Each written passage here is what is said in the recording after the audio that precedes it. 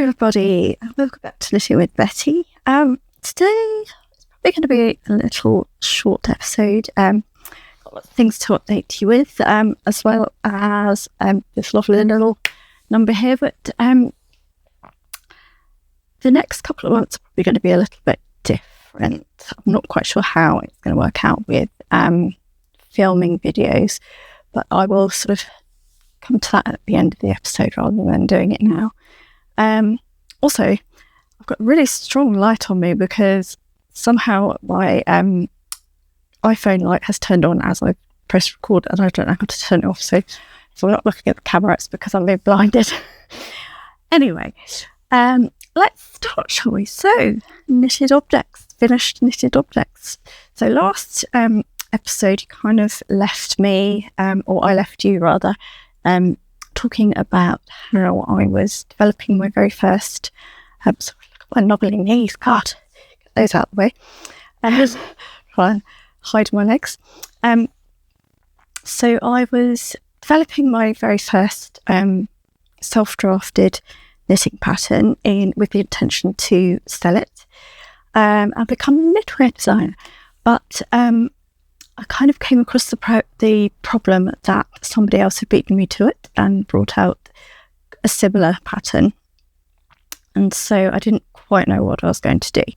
Well, since then, I have approached the other designer, and she was absolutely lovely about it. She understood completely and would allow me to release the pattern. No problem, I didn't need to credit her or anything on it. But she did kind of let me know on the down low of another reason why I might not want to release the pattern, which I'll keep confidential because I don't want to break her confidence. But another reason why I won't be bringing out my first ever knitting pattern in this form is because kind of like, as soon as I realised someone else had done it, I didn't want to do it anymore. Does that make sense? Like, I don't know if other people get this, but if someone else has the exact same outfit as you and you're like, oh, I don't like it anymore. That kind of thought process.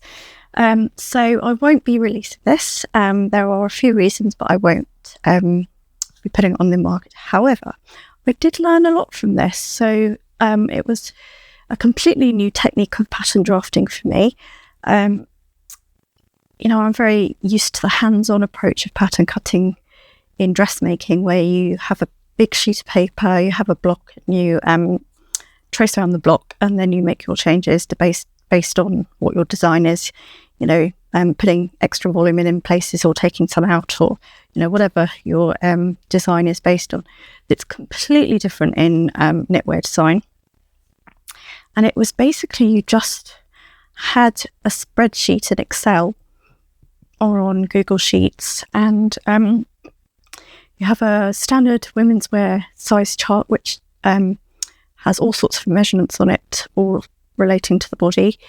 And from that, you have your design in your head, and you do various calculations, and the spreadsheet does it all for you. Based on your gauge, it tells you what your stitch count is, and what your increased numbers are, and over how many rows, and all that sort of thing. So it was a really different kind of pattern drafting method for me, which was quite fun to learn.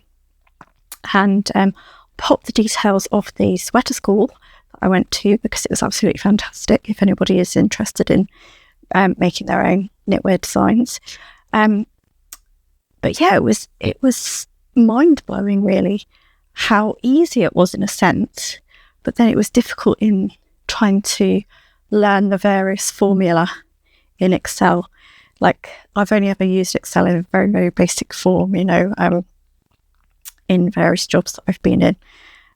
So it was quite fun to learn all the different kind of formula that it can actually do, and it can find like if you have a remainder number, if you divide something by something that creates then a remainder number, it will give you the remainder number in a separate column. Anyway, lots of really clever stuff that you can do with it, which was quite fun. So I learned so much from it. and being a slightly different design in that it was a dolman sleeve, the sleeve was a completely different kettle of fish, because normally in a set-in sleeve, the sleeve would be done separately, and you'd need to take into account your armhole decreases and match it with your sleeve. But this one doesn't have separate sleeves, so it was I had to think in terms of rows instead of stitches, and stitches instead of rows, which was mind-blowing. But I got there in the end. So I learned so much from it, and I have gone on to do my first ever knitting pattern. So I'm in the process of knitting up my sample at the moment. I've done all the pattern working out and written it into a basic pattern, and I'm working through it line by line at the moment, knitting up my sample. Already come across lots of problems because I managed to choose a fan-shaped pattern that is an all-over pattern on the sweater, that you start off with 18 stitches in this one pattern repeat, and you end on 18 stitches, but over 12 rows you're increasing stitches and decreasing stitches, so you get this lovely fan effect of the pattern. But because of that, when I was increasing stitches on the side seam, because there were decreases as well, I was just not getting the right amount of stitches. I was getting too few amount of stitches despite having increased like 8 stitches a row, and I was like, where have all these stitches gone? But I think I figured it out, and I've managed to tinker with the pattern a little bit to make sure that when you're knitting it, it does come up with the right numbers.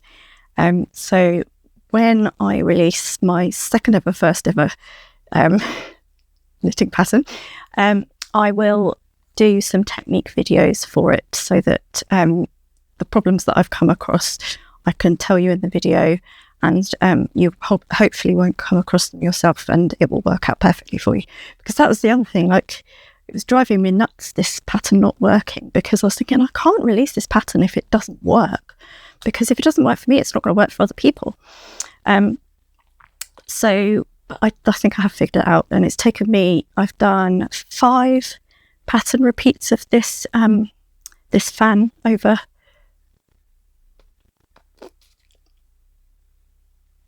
the body. Brain freeze there. So it took me 5 pattern repeats to basically figure out where I was going wrong, but I think I've got there now, and it should be a lot quicker, hopefully, from now on to be getting on with it. But my one problem is I've been using some yarn that was from my stash. So I had some Bendigo Woolen Mill 4-ply luxury in Rose Petal, which is a gorgeous pink colour, that I did my Tyrolean jacket in, and I had about 300 grams left over. So in my mind I was like, oh yeah, that's plenty, that will do me a little short sleeve sweater, because usually when I do a short sleeve sweater, about 200 grams does me okay, just about. So 300 grams was like, great, that will give me plenty, and some left over, hopefully.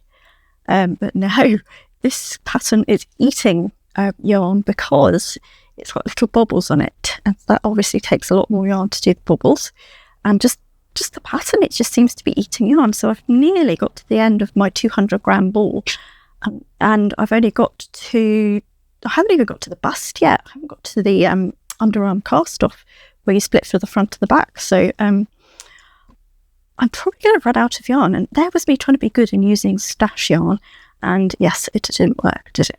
Just check. Yes, I am recording. I had a horrible feeling there.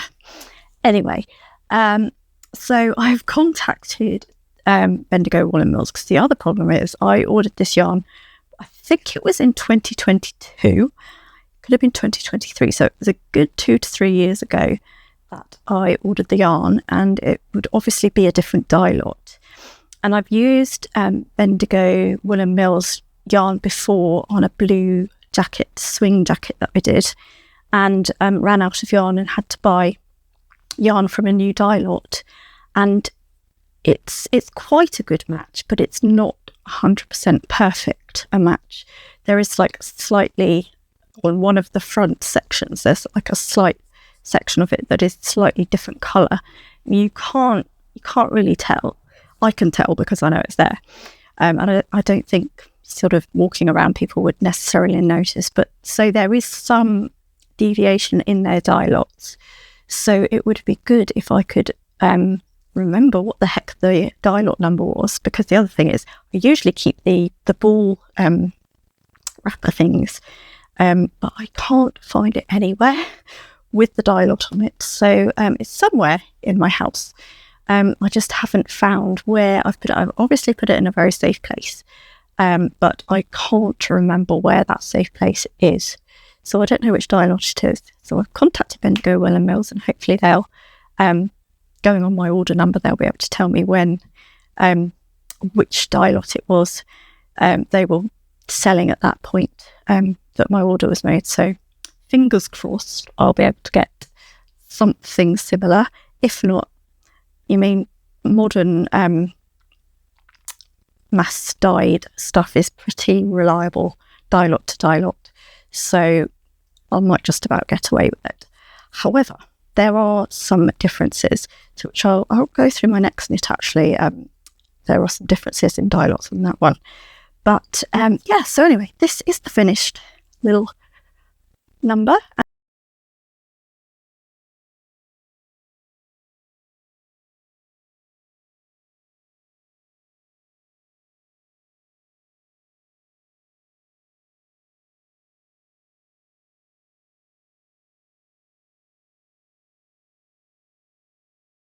And I like it because it's got 5 centimetres of positive ease in all around the sweater, so all around the bust, the waist, and the sleeve circumference.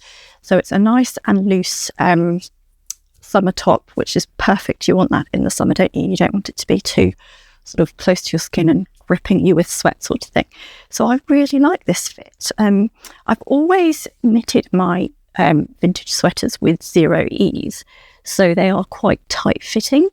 So to have one that has a little bit of positive ease feels a little bit modern for me, but I actually quite like it, and it's got that kind of floaty 1930s feel, which is what the inspiration was from.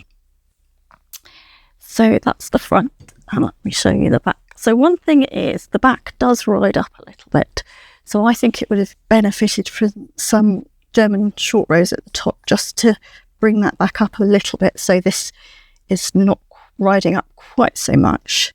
But I'd have to do it at the back neck, because the way the striping works, it would be if I added it into the body, they wouldn't match up, which would really irritate me.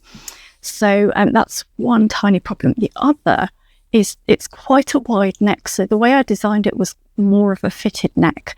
I actually quite like this wider neck, but because of the sleeves are done in this way, in the dolma's way, it does mean that it drags the neckline out a little bit. So that is why it's a little bit wider than perhaps I had designed it as. The original was a little bit more fitted at the neckline.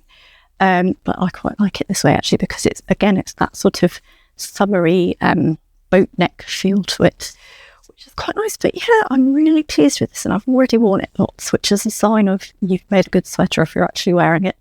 I know a lot of people are sort of process knitters, that they do it to relax and to sort almost like that meditative kind of repetitive movement.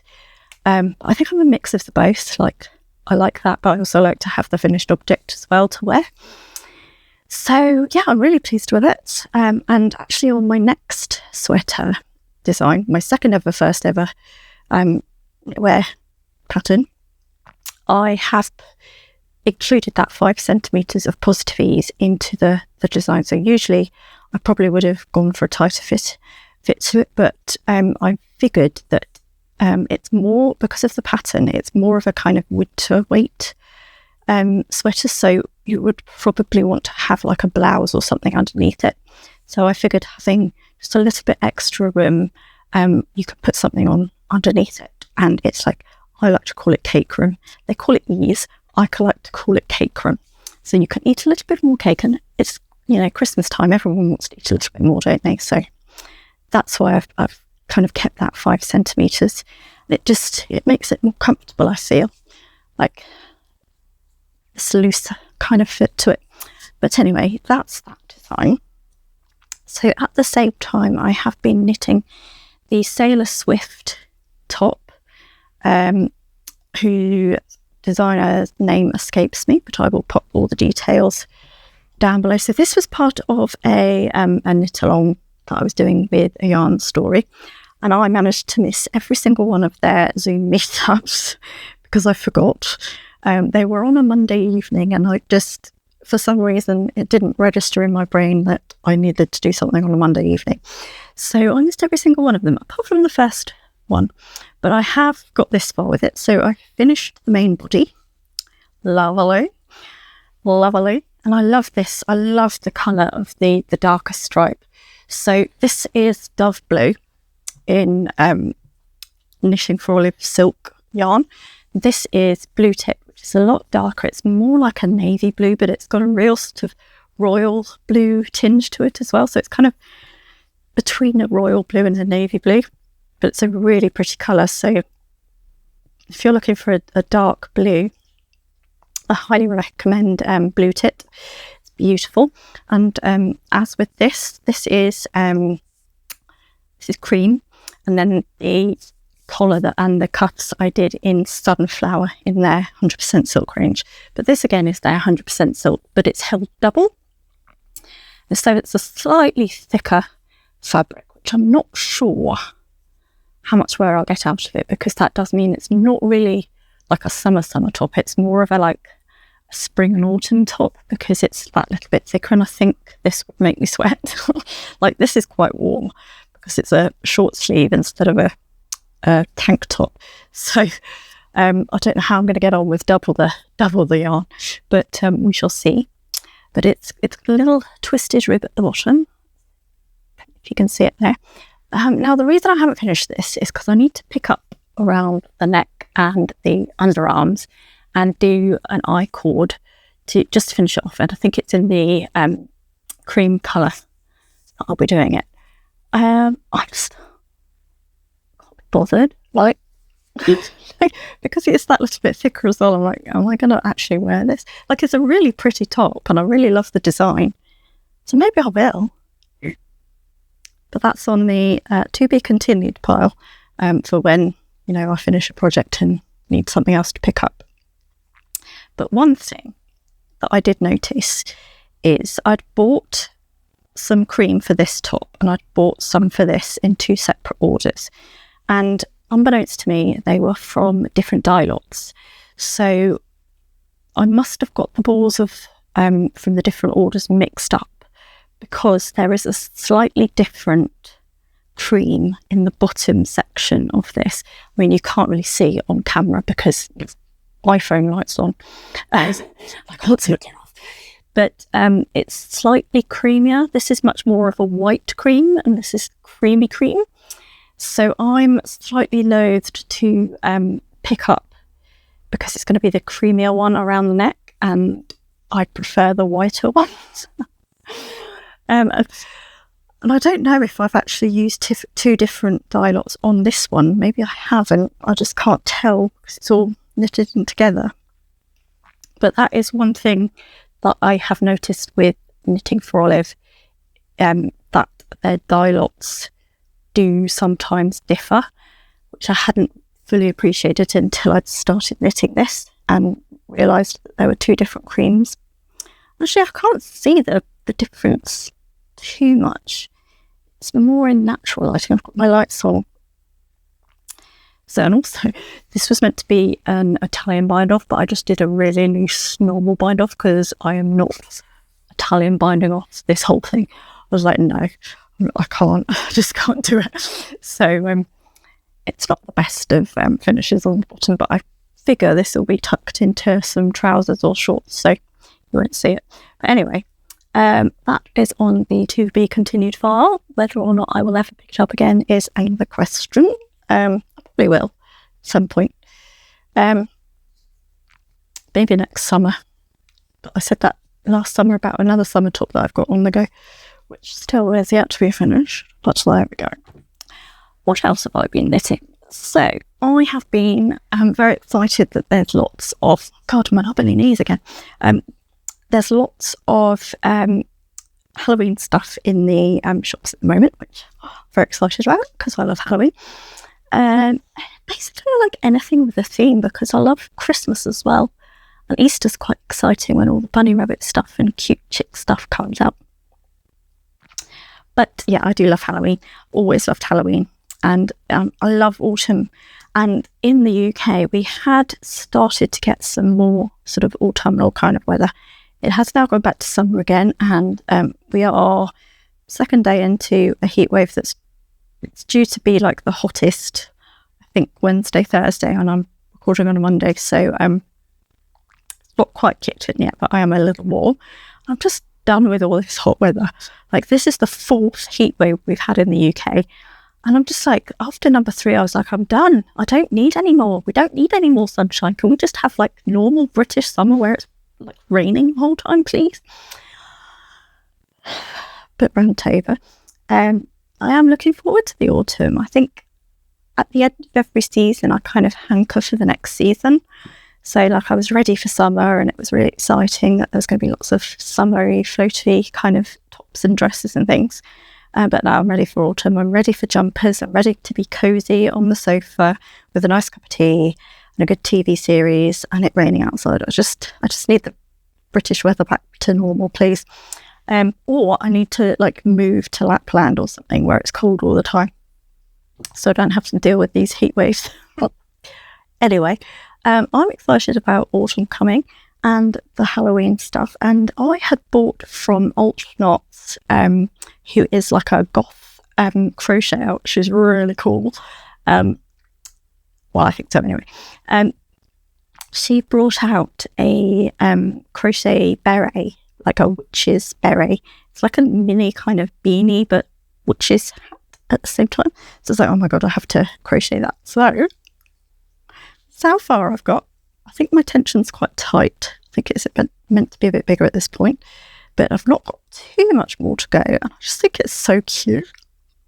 And I got this gorgeous yarn from Skein Hawk called Lady Macbeth, which is like, it's got black and red on a cream base. So it's like a gorgeous, look at the way it's pooling here, it's gorgeous. I just thought it was so cool. I wanted something like really Halloweeny and gothy to do it in. I'll probably wear it on the dog walk because that's where I wear most of my hats, it would seem. But yeah, that's what I've been working on. And I've also from Knots got a bag that is a pickle bag, which is so cool. It's got like one of those kissing lock hingey, what are they called? Bag openy things that you knit the little pickle bag into, and it's just so cute. Or not knit, it's crochet. So I will be doing that as well. And I got the green yarn for that at the Cold Harbour Great British Fibre Festival that I went to a couple of weeks ago, and it was from a company. They actually came all the way from Birmingham, which was quite exciting to see someone like not from the southwest. It was nice to see other regions represented. I think she was called Second City Yarns. She had this amazing wall of colour, and it was like a rainbow of different saturated hues all the way down. It was absolutely gorgeous, her stand. So I will at some point be doing that pickle bag, maybe for Halloween. That'd be fun, wouldn't it? But I'll pop up a picture of what it is actually like, because none of my friends could kind of picture what a pickle bag was. But yeah, it's really cool. So I'll be doing that. But other than my my sample for my first ever knitting pattern, I've not really been doing that much knitting. So my mum hasn't been very well for the past it's been about 18 months to 2 years. She's had 2 operations in that time, one on her gallbladder and one on her bladder. And the second one, she didn't really recover from very well. And if she got the flu or any kind of like virus, it really, really wiped her out. And she'd been complaining for a while that she was really, really tired. She just hasn't really been her normal self for the past 18 months. And I just kind of put it down to, well, she's 76, she's aging. It's just maybe the natural aging process and that she's just slowing down a bit. But 10 days ago, so not this Friday, just been, we're recording on a Monday, not this Friday just been, but the one before, she had a mini stroke. I think she was trying to outdo my dog in the worrying stakes.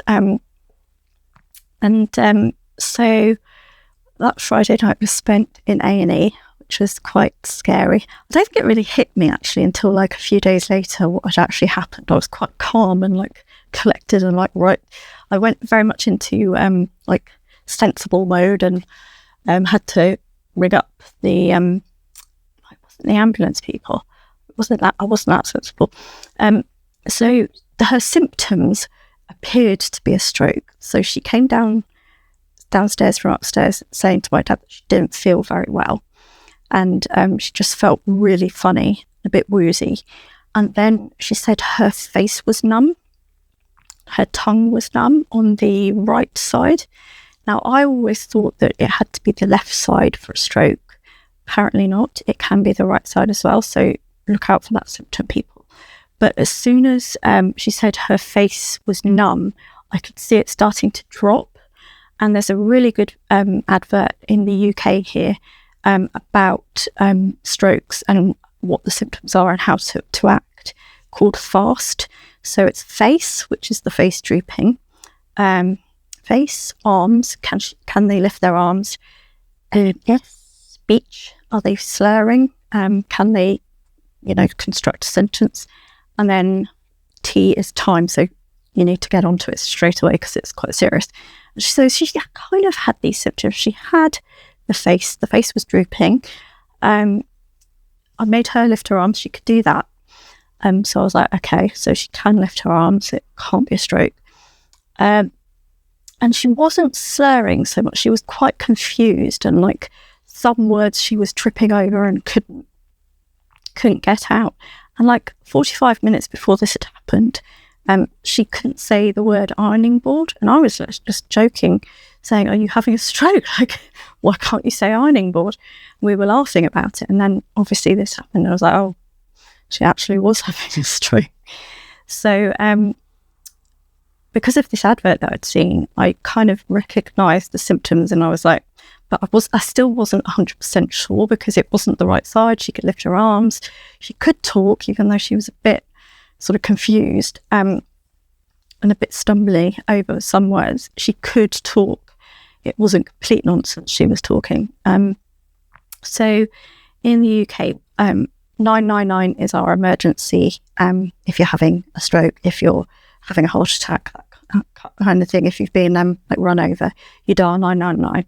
If something has happened that's not as serious as that, so like a minor injury, if you've broken your leg or I don't know, got concussion, that sort of thing. Actually, that's quite serious concussion, isn't it?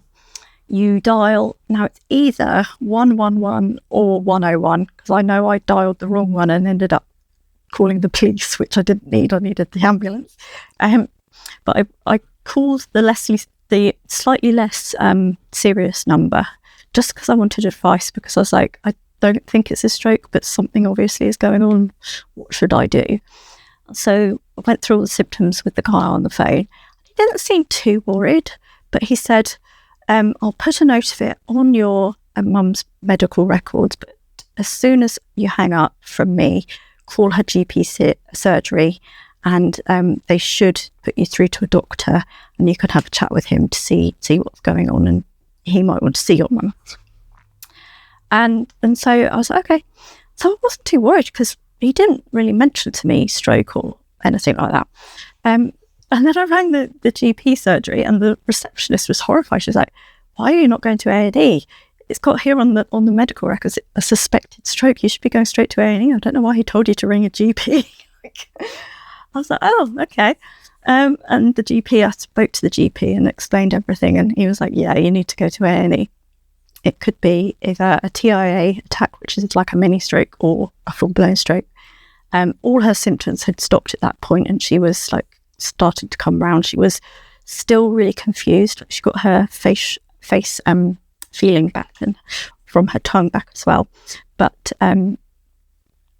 she was still quite a bit confused.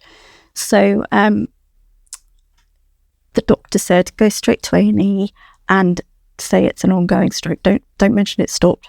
Say it's an ongoing stroke and they'll see you straight away, because it's obviously quite serious. So off we went to A&E. Spent my Friday night. I took my knitting with me because I knew A&E, it's going to be a long wait. Took my knitting with me, got quite a bit done actually. And it was a conversation starter in A&E, which was lovely. But they saw her really quickly in A&E. As soon as the receptionist heard stroke, she was like, right, wait with me, I'll go and speak to the medic. And at first in A&E, I don't know what it's like in other countries, but they triage you first to see which is the most serious, and people who are less serious have to wait a lot longer than the people who are desperately ill. So it must have only been about 10 minutes before we were triaged. Then the first doctor, so they took blood from her, that was only about an hour's wait. And then the second doctor she saw, she had a scan of her neck and brain to make sure that there wasn't anything blocked.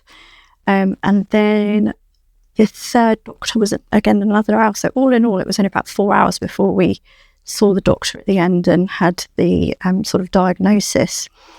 And so I really can't fault A&E. Like, everyone moans about how long they have to wait, and that, you know, the NHS is in crisis. But actually, if you have a serious illness like a stroke, they do act really fast. And because she wasn't like having an ongoing stroke, she wasn't having the symptoms anymore, it wasn't as serious. The doctor would have seen her straight away if she'd been still with the face paralysis. But so yeah, I really can't fault them. They were excellent, and everyone was having a great time in A&E on a Friday night. We were all chatting to each other, saying, "Oh, what's wrong with you? What's wrong with you?" And there's a lady who had sort of like appendicitis, I think, and she was in the world of pain, but she was like chatting away to us, having a lovely time, and it was like a game of musical chairs, because all the toing and froing, like people going to have their bloods taken, but being triaged, and so you get up and like have to sit down again and swap seats. So it was quite good fun actually. And then when we finally got seen, everyone cheered, like you said. Well, that was quite funny.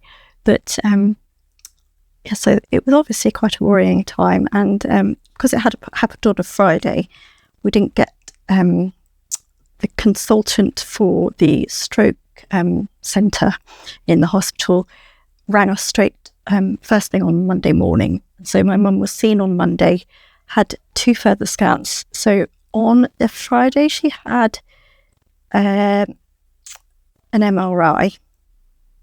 Then on the Monday she had the other one, the CAT scan, and an ultrasound on her neck arteries to make sure they weren't blocked. And actually, like on the Friday, she was diagnosed with having had the TIA attack, so a mini stroke. But on the Monday, after they'd reviewed the scans, they could see that actually they don't think she had a stroke. So they think what happened, the analogy that the doctor used was, it's like your blood is going from 3 lanes on a motorway and merging into 2. So whilst the traffic slows down, or your blood slows down, it doesn't completely stop like a stroke would be, a complete stoppage and a blockage. It slows down, and so that's why she was getting the symptoms, because there was this kind of almost blockage, not quite. So she was still getting blood coming through, but just not as much as she needed or would be normal. So obviously something's going on. So she's got to take her blood pressure every day for the next month, and then email in the results to the consultant to see what the next steps are.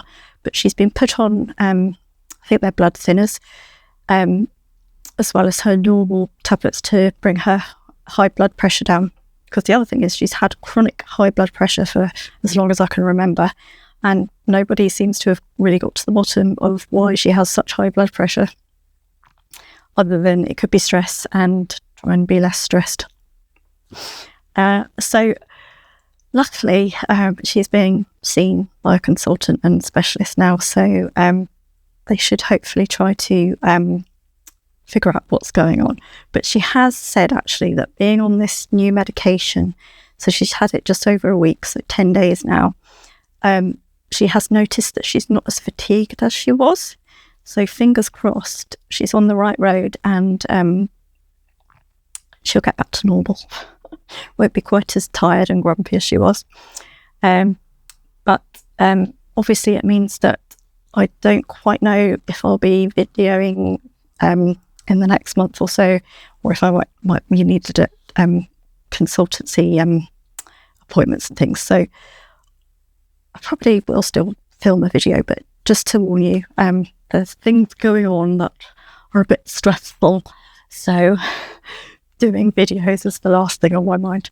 Though I, do still have my pattern working along in the background. So hopefully I will at least film something about that. But that's just to update you, to let you know if things go a bit radio silent, that my mind is elsewhere. Very worrying having aging parents, isn't it? But anyway, to end on a lighter note, I hope you've got some nice yarn and a nice pattern that you're knitting somewhere in the world, wherever you are, and that you're enjoying your knitting. And I will see you soon. Bye.